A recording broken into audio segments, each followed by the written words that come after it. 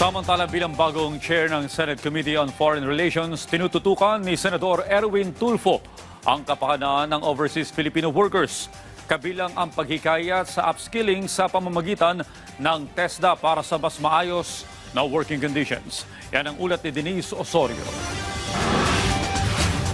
Kauupo pa lang kahapon bilang bagong chair ng Senate Committee on Foreign Relations, dumiretso agad sa DFA si Senator Erwin Tulfo para magpa-briefing kay Foreign Affairs Secretary Teresa Lazaro tungkol sa mga isyung direktang tumatama sa kaligtasan at kapakanan ng mga Pilipino. Ayon kay Tulfo, kabilang sa unang tututukan nila ang mga OFW na may kaso sa ibang bansa, pati na ang mga nangangailangan ng mas matibay na legal assistance. Sinisiguro rin nila na may suporta ang mga OFW para mas maayos ang depensa ng mga kababayan natin.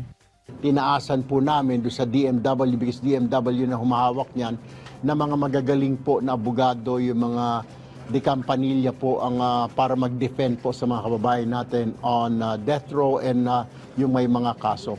Ibinahagi rin ni Tulfo na may mga nakikitang bagong oportunidad sa Europe para sa mga OFWs pero kinakailangan ng mas mataas na level ng skills. Hinikayat niya ang upskilling sa TESDA para makapasok sa mga trabahong may mas mataas na sweldo at mas maayos na working conditions. Marami pong opening sa European Union countries ng mga OFWs. Pero ang kailangan po nila doon, caregivers and hospitality workers. So the suggestion is maybe pag bumalik dito yung OFWs, they have to go sa upscale sa TESDA for being as caregivers kasi malalaki ang sweldo eh.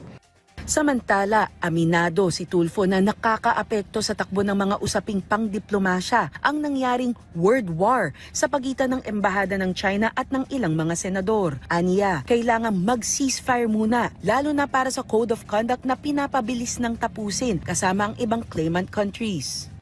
Mukhang natigil yata nung to my understanding, base sa explanation ni Secretary ng DFA na dahil doon sa rhetoric ng parehong grupo, ang kabilang grupo, yung banatan, mukhang natigil, natenga yung pag-aayos ng Code of Conduct. Ang target natin, hopefully in 10 months, matatapos yan around November, December.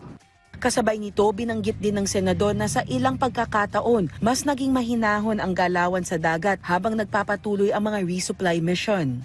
May mga RORE mission na po tayo na hindi na po sinasaktan, hindi na po hinahabol-habol ng China Coast Guard, yung mga Coast Guard natin, yung ating mga resupply missions. No more. Pero giit ni Tulfo, hindi ito pag-urong sa paninindigan ng Pilipinas. Aniya, panatilihing issue-based at mas maingat ang pananalita at dapat may bukas na linya ng pag-uusap para hindi masabotahe ang proseso. We have a claim, di po ba?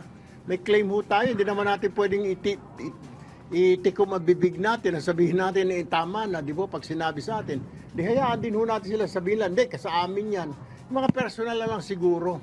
Inaasahang tuloy ang koordinasyon ng Senado at DFA habang binabantayan kung paano mapapababa ang tensyon sa pagitan ng Pilipinas at China nang hindi isinusuko ang interes ng bansa. Denise Osorio para sa Pambansang TV sa Bagong Pilipinas.